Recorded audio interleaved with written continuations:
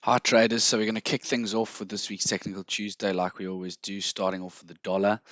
And we can see after that sort of what I thought was a positioning squeeze lower as the momentum players flipped short after those key price levels were broken.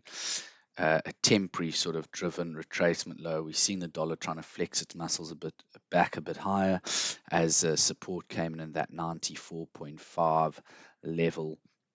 In terms of targets, I'd look towards that 50-day simple moving average and 21-day exponential moving average. I want price to get back above this lower trend line of the ascending channel.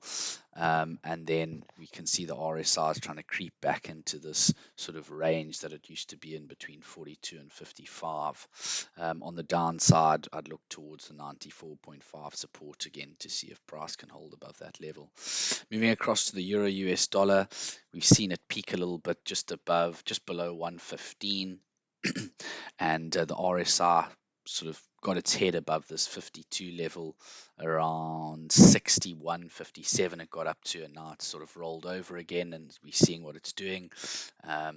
On the downside, I'd look towards this sort of former range resistance at 113.5. Just below there, we've got the 50-day simple moving average, and practically in line with the range resistance, we've got the 21-day exponential moving average. On the upside, we could see price push towards a sort of 115.5 level where the former downtrend line of the descending channel is, and just above there we've got 116 resistance too. But yeah, we'd have to see something quite fundamental happen for Euro USD to get up there. Cable's sort of giving back a few of its gains. It's run into resistance. We've got the RSIs overbought up here. We can see it's in that 70 region. We've got price running up against that 200-day simple moving average. It was above its downward trend line of the descending channel. And yeah, prices coming back lower now.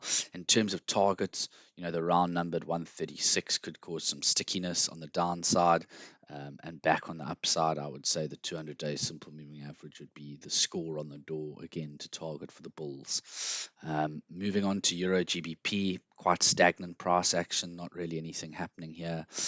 Targets wise, I'd say 0.84 the round number, just above the 21-day simple 21-day exponential moving average, and on the downside I quite like 0.83 the round number, if the pound was to rally against the euro. RSI is sort of a little bit of no man's land around 40, so there's not too much information to glean from that indicator. US dollar JPY is finding some support here around the 114 area. We saw last night the Bank of Japan didn't surprise.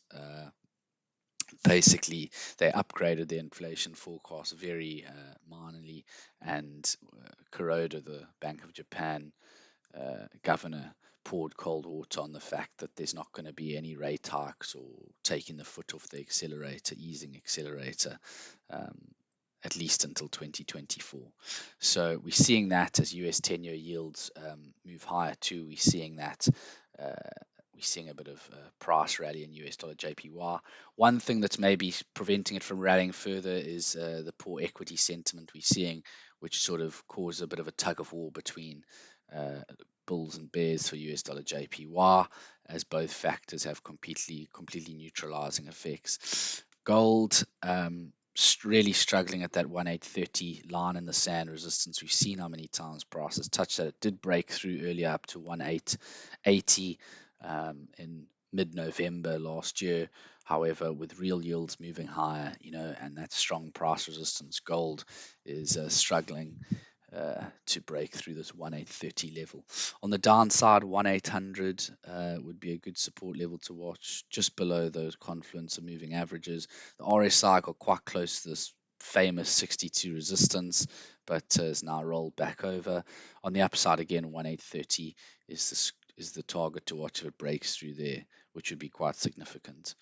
Oil, oil's just been an absolute tear. It's up over the last 2 weeks. It's been up over 10%.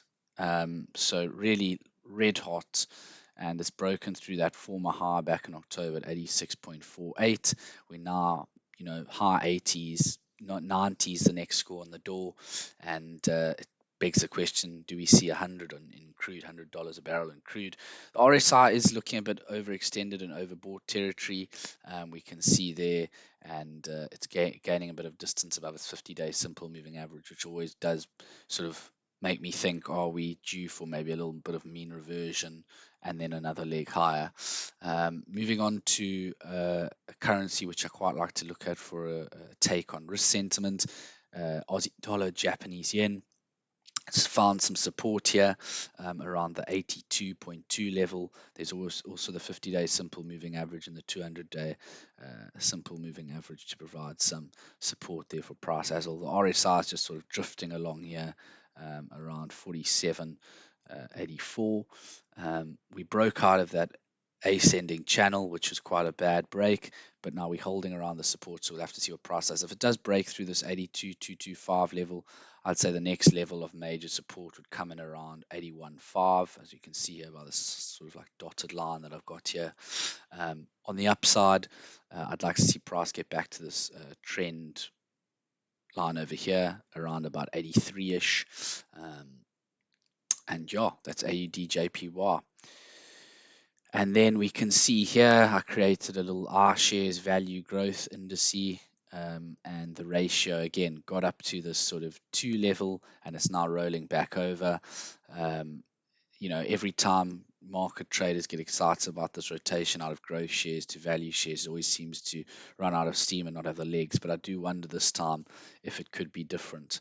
Then just to show you quickly, interest rates. Expectations from Fed Fund futures. This is for March, so we can see there's an 88% chance of a Fed hike coming in March, which is basically almost guaranteed now. Then we've got April here. We can see it's 1.4 hikes are priced in. We've got July 2.64, and we've got now September in purple with 3.14, and December 2022, end of this year, we've got 4.14 hikes priced in. So quite aggressive. And fully priced, quite rich in my opinion, and that's why I think we saw that sell-off last week when inflation came in at 7%. A lot of the heavy lifting has already been discounted in the price, and the market really does need a shock to the system in terms of new, fresh news flow to catalyze more strength in the dollar. And unfortunately for dollar bills, with these sort of full pricing and frothy levels, it does tend to lead to buy the rumor, sell the fact dynamics taking place. That's it for today. I hope you've enjoyed this week's episode of Technical Tuesdays. I'll see you next week for another episode. Thanks for joining.